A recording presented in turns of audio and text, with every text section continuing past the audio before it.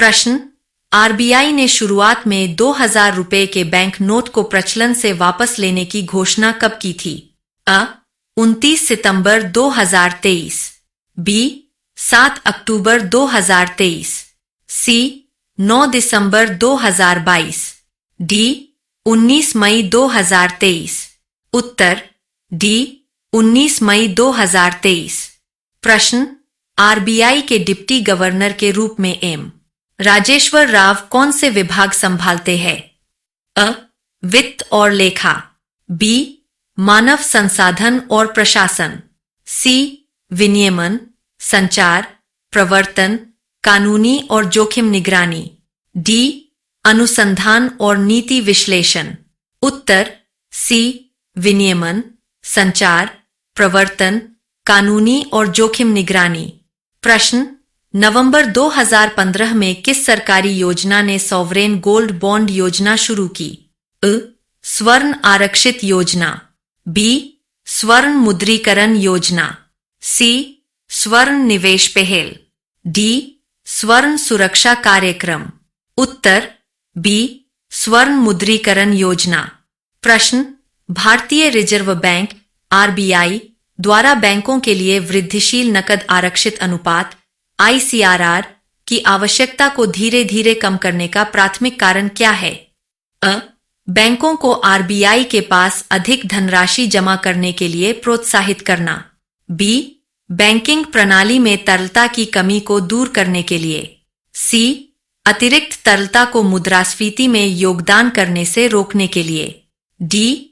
केंद्रीय बैंक के लिए अधिक राजस्व उत्पन्न करना। उत्तर सी.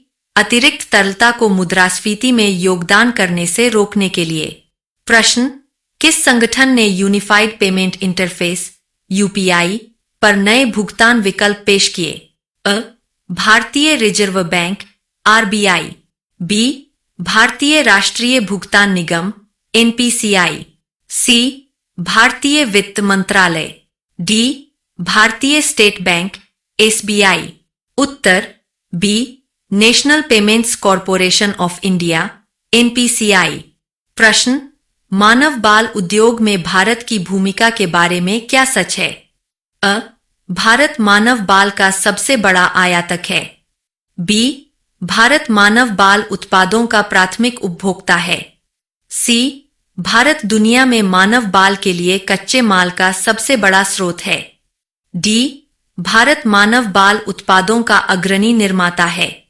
उत्तर सी. भारत दुनिया में मानव बाल के लिए कच्चे माल का सबसे बड़ा स्रोत है।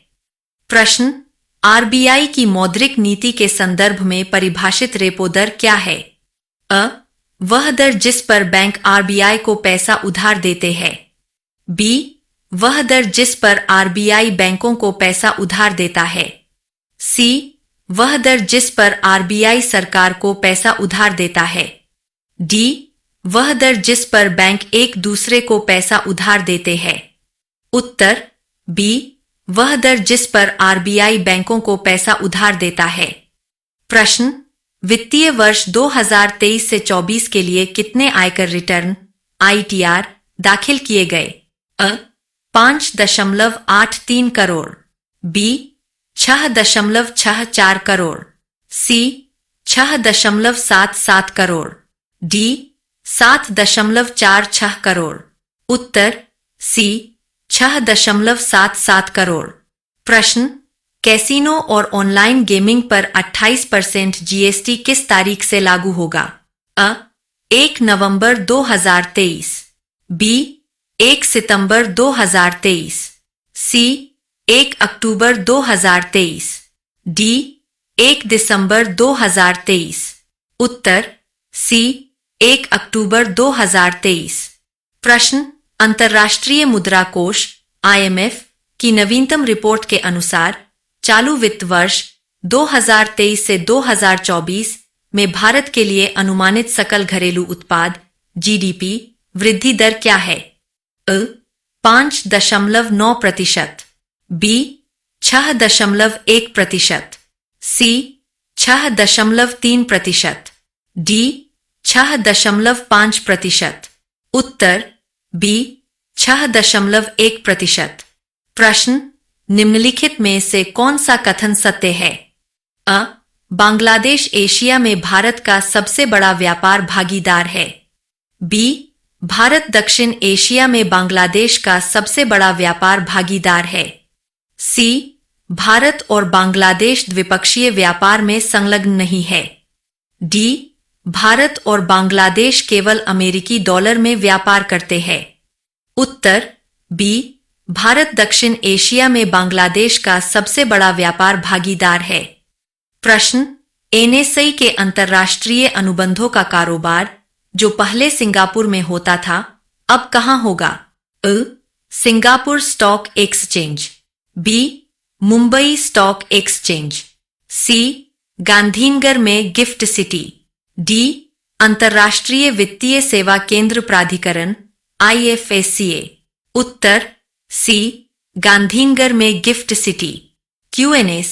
एप्पल भारत में एप्पल कार्ड पेश करने के लिए किस बैंक के साथ सहयोग करने की योजना बना रहा है? अ. ICICI bank. B. HDFC bank. C. भारतीय state bank. D. Axis bank. उत्तर बी. HDFC bank. प्रश्न, रुपए प्रीपेड फॉरेक्स कार्ड का उपयोग किस लिए किया जा सकता है? अ. भारत के भीतर ऑनलाइन लेन देन। बी. भारत में ATM से नकद निकासी। सी. विदेश में पॉइंट ऑफ सेल POS मशीनों पर भुगतान। डी. उपरोक्त सभी। उत्तर डी. उपरोक्त सभी। Q&A।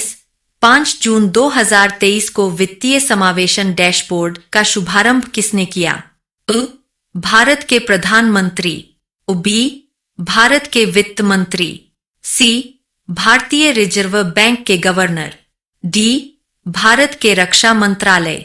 उत्तर सी. भारतीय रिजर्व बैंक के गवर्नर।